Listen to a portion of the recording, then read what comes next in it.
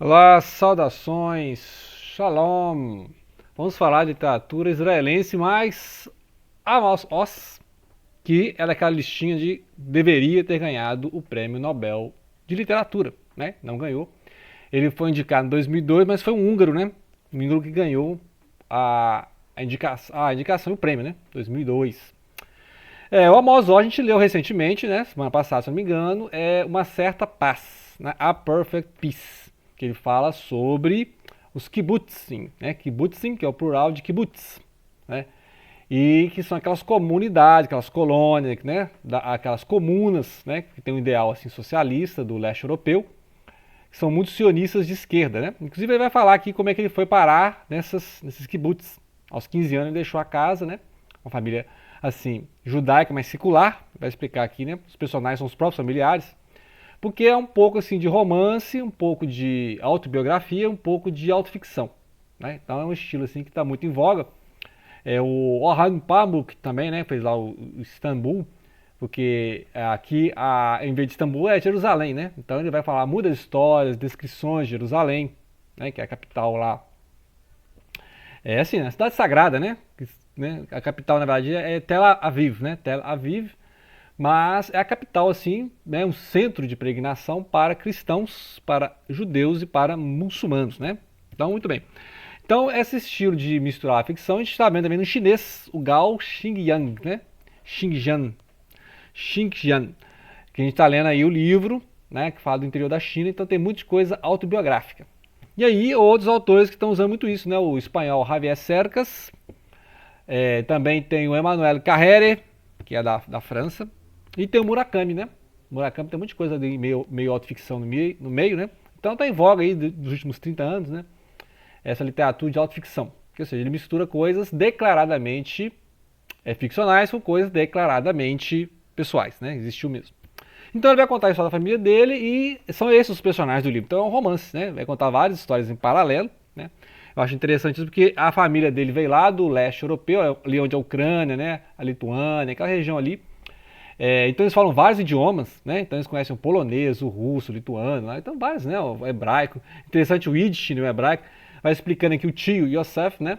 Que é um tio assim, muito erudito que inclusive inventou palavras para o hebraico. Assim, como inventou palavras para o hebraico? Porque o hebraico é uma língua que estava assim, digamos, em extinção, no sentido de que ela não era usada no dia a dia, né? O hebraico é uma língua litúrgica, igual o sânscrito lá na Índia, né?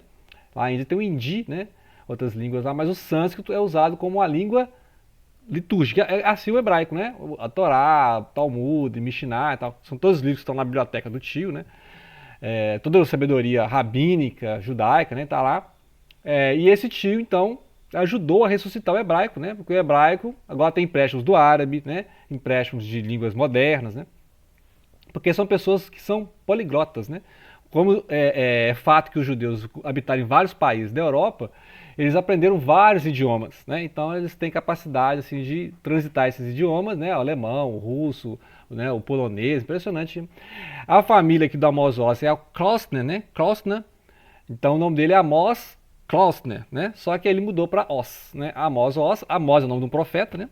E aí ele mostra que o Yiddish era meio desprezado pelos eruditos, né? Mas era a língua falada. Assim como na Palestina, na época de Jesus, né? Se falava aramaico e não hebraico. O hebraico era a língua litúrgica, etc, né? A língua, assim, sagrada, podemos dizer, né? E essa língua hebraica foi ressuscitada, foi sendo reposta ao longo do século XIX para o XX, e ele mostra que tinha um problema de vocabulário, no sentido de que é um vocabulário muito reduzido, né, para a vida moderna. Assim como algumas pessoas estão aumentando o latim, que é uma língua morta também, né? O latim é preservado pela Igreja Católica Apostólica Romana, lá na Itália, né? Roma.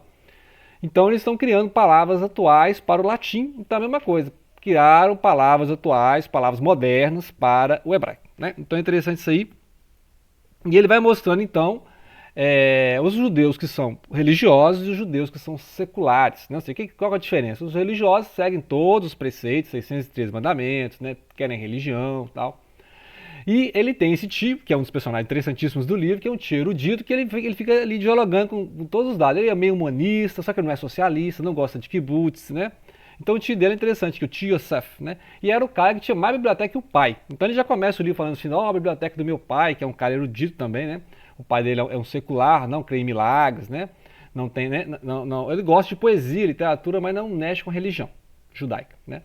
E aí já começa o livro falando da biblioteca do pai. A biblioteca do pai é fantástica e tal. E aí que o pai, quando tinha problema de dificuldade, que não era rico, né? Não era rico. Problema de dificuldade, o pai vendia os livros, né? Então ficava aquela comoção, ó, vamos vender os livros, um monte de livro raro. O pai era um funcionário público que trabalha na biblioteca, né? Então, interessante, o pai trabalha na biblioteca. E aí ele vai mostrando então essa condição de, né? Se não era uma família rica, mas, né?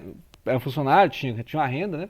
Mas quando tinha um problema de dificuldades lá, tinha que vender livros. E aí ele começa falando da biblioteca do pai. Aí depois, no outro capítulo aqui, começa a falar do tio, né? Ele fala do tio.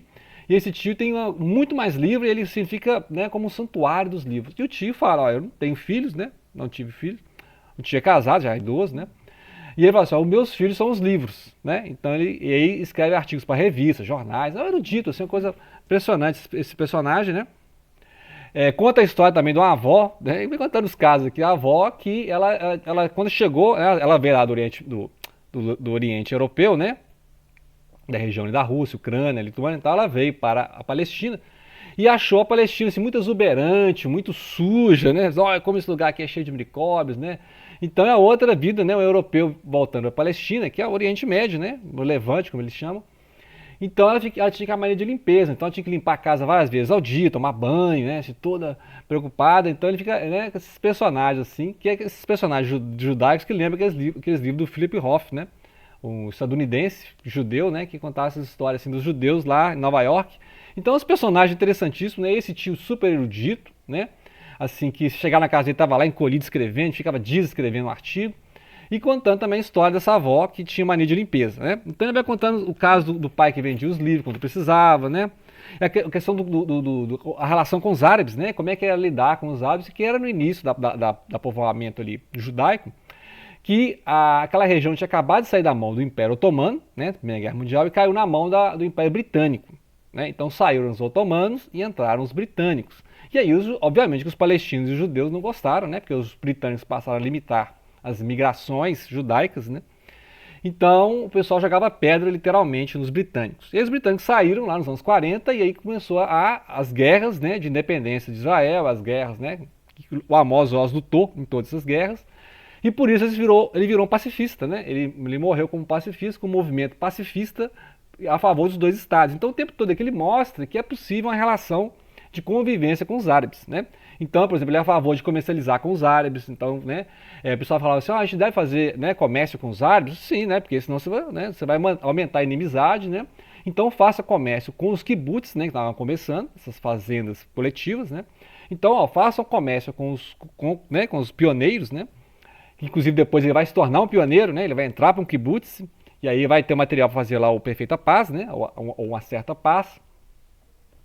Então ele é a favor de que comercializem com, né, nossos pioneiros, o kibbutzim, e também comercializem com os árabes, né? Vamos manter a convivência com os árabes, né? Então, ou seja, ele é a favor dos dois estados ali juntos, né? A cooptação, a solução de dois estados que era ideal mesmo. Você não tem como expulsar um povo. Aí acontece o quê? Que os judeus sionistas radicais, né, que não são mais esse pessoal da esquerda, ao longo dos anos 70 e 80 vão subindo os radicais de direita, que são xenófobos mesmo, eles querem varrer os árabes da região, né? E aí tem grupos árabes também que são fundamentalistas, terroristas, no sentido de que querem expulsar os judeus da região. Então fica esse negócio, não acaba nunca, né? Porque um quer varrer o outro lugar e não vai ter condição, né? Porque a população judaica cada dia aumenta mais, cada vez mais armada, né?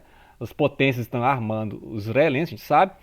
E os árabes também têm armamento, né? Os árabes também estão recebendo ajuda de potência. Então, ou seja, o problema na Palestina é um problema imperialista, né? Ou seja, tem potências de ambos os lados interessados, né? Então, assim, é uma coisa que não resolve, né? Até porque tem gente vendendo arma e não interessa resolver, né? A guerra na Ucrânia. Ninguém quer resolver, né? Porque está vendendo arma, está ganhando dinheiro. Então é interessante que aí outra coisa, ele fala também da própria obra de arte, né? Ele está escrevendo e fala da obra de arte, vocês leitores, né? Querem saber o que nesta obra é autobiográfico, o que é ficcional, né? E ele fica comentando, né? As pessoas leem o Dostoiévski tentando ver se ele queria matar velhinhas, né? Lá do Raskolnikov. O Dostoiévski é um jogador beberrão, né? E fica falando assim, o Nabokov, sabe que o Nabokov gostava de jovenzinhas, igual no livro, né? Tipo assim, confundindo o narrador, o personagem com o autor, né? Não tem nada a ver isso, né? Então, o Machado de Assis também foi traído, né? Tipo assim, será que ele é o Dom Casmurro? Então as pessoas ficam lendo, né? E aqui já fala, aqui é que eu estou misturando, né? Aqui eu estou misturando ficção, minhas memórias, minha família, minha biografia, né? Então já mostra assim, não, mas não leia um livro pensando, né? Ó, isso aconteceu mesmo, né? Eu posso estar aumentando, né? Eu posso estar aumentando. Aumento, mas não invento, né? Então, ele vai mostrando isso, né? Que a construção do romance é ficção, né? Mas ao mesmo tempo fatos são reais, porque ele vai contar a história de Israel, história de Jerusalém, né? E com descrições belíssimas, as mesmas descrições que você encontra da Istambul ali, do Orhan Pamuk, né? Da Petersburg, do Andrei Biel, né? Que a gente leu também. E fazer aqui uma ressalva de uma pronúncia, né? Da personagem lá da Perfect Peace, antes que eu esqueça, que é a Rava, né? Eu falei Chava, tal, é Rava. O CH em hebraico tem um som de, né? Rava, né? Então essa descrição aí, essa desculpa, né, do vídeo anterior em que eu falei dos nomes dos personagens, não sei hebraico, né? Nem precisa dizer que eu não sei hebraico, né? Então é isso aí, né? Então, assim, é um resumão, né? É um resumão, vou ler mais algumas coisas e vou trazer mais histórias, porque sim, são histórias da família, né? E depois como é que ele vai parar no kibbutz, né? Que é o que interessa aqui para nós entendermos, a história dos kibbutz. Ele já narrou muito bem no livro que eu li anteriormente, né? Que é a Perfeita Paz. Muito bem, por falar em dica de leitura agora, né? Que eu sempre... A gente falou muito de fundamentalismo, falou muito de radicalismo, muito de terrorismo. Tá aqui, então, um livro imperdível da Karen Armstrong, que já escreveu a biografia do profeta Mohammed, já escreveu sobre as teologias dos monoteísmos, né? Que é do judaísmo, do cristianismo e do islamismo. Então, a Karen Armstrong foi uma freira, né? Uma britânica. Ela perdeu a fé, mas ela conservou a teologia, né? Então, ela sabe muito de teologia, sabe muito debater esses assuntos complicadíssimos, né? Então, a teologia é interessante para explicar esses conceitos de Deus, né? O Deus cristão, o Deus islâmico, o Deus judeu, né? Então, ou seja, essas ideias de Deus, né? E aqui ela está falando assim, das pessoas que usam o nome de Deus para os seus interesses políticos, né? E ela vai mostrar justamente que o fundamentalismo que surgiu numa ideia lá nos Estados Unidos do século XIX, então, ou seja, no cristianismo, pode ser usada para explicar os fundamentalismos no Islã e no judaísmo, né? Então, tem os movimentos radicais ortodoxos no judaísmo. Ela vai falar que são reações ao iluminismo, né? O iluminismo que vem ali desde o século XVII, XVIII, né? De racionalismo, então de racionalizar. Essa questão de abafar o mito em nome do Logos, né? O Logos seria a razão, né? A ideia de que todos nós somos racionais, coisa que o Freud, né, e Jung depois vão debater no século XX, né? Será que somos racionais? Né? A parte inconsciente é maior do que a parte consciente, né? Então o Nietzsche já falava isso também, né? Que a gente acha que sabe as coisas, mas não sabe. Então muita coisa nossa, né, é irracional, né? Não estou falando aqui que o certo é o irracionalismo, né? Mas é uma certa desconfiança da razão, igual os surrealistas falam, né? Os surrealistas falam, a razão não é suficiente, né? Então vamos deixar a razão, vamos deixar os delírios, né, essas alucinações vagueando por aí. Mas ela mostra sim, justamente isso aqui, que por haver uma certa racionalização das coisas, né, o desencantamento do mundo, as religiões voltaram com força no final do século XX, aliás, do XIX para o XX. Esses movimentos milenaristas americanos, né, estadunidenses, aí do século XIX, trouxeram, por exemplo, para o Brasil 3 religiões, né, que se ramificaram aqui. Por exemplo, os adventistas do sétimo dia, os adventistas reformados, né. Você tem os mormons, né, que é um segmento que você anda na rua, você vê os mormons aqui, né, vários jovens mormons, e também as testemunhas de Jeová, né, que é da Torre de Vigia. Então você sempre vê assim de manhã, domingo de manhã, testemunho de Jeová, ou então você vai nos pontos de ônibus, você vai em alguns lugares públicos, você vê lá o pessoal, né, geralmente tem 2 pessoas mostrando as revistas de testemunho de Jeová. Então são 3 grupos que nasceram do milenarismo ali no século XIX, nos Estados Unidos. Interessante que teve um período ali nos Estados Unidos, cerca de um século, né, que houve um certo secularismo, ainda mais depois da independência dos Estados Unidos, né, pelos pais fundadores ali, pelos puritanos, pelos maçons, né? Lembrar lá do George Washington, era maçom e tal. Então teve um período ali, assim, né, que estava um pouco, né, a religião não era muito, por isso que teve o reavivamento. Ou seja, porque a religião tinha esfriado, né, com uma certa racionalização, muita influência dos maçons, vamos dizer assim, né, o deísmo, que chama de deísmo, né, ela chama de deísmo. E depois disso é que veio mais a volta ao monoteísmo cristão, a volta às origens, né? Então muitos desses grupos são criacionistas, defendem a Terra jovem, que a Terra tem 6.000 anos, né? Então toda essa leitura mais ao pé da letra literal da Bíblia surgiu, né? E aí o movimento também de reação à evolução, né? Também todos esses movimentos são contra o Charles Darwin, né? Essa ideia da evolução, né, não é aceitada. Então, e aí tem outros grupos do século XX que vão usar tanto conceitos de criação como de evolução, né? É um livro muito denso, então vamos ler aos poucos, né? Essa ideia do como surgiu o fundamentalismo, né? Lembra, é uma ideia cristã, né? Um termo cristão, mas que pode ser usado para as outras duas religiões, o judaísmo e o islamismo, né? E ela explica isso detalhadamente, né? Essa opção conceitual de fundamentalismo. E aí tem, claro, né? O radicalismo, extremismo, terrorismo, né? Etc. Problemas da nossa época, né? Ok? Então fica a dica de leitura, a Karen Armstrong, em nome de Deus. Ok? Então é isso aí. Grato pela atenção. Não deixem de compartilhar.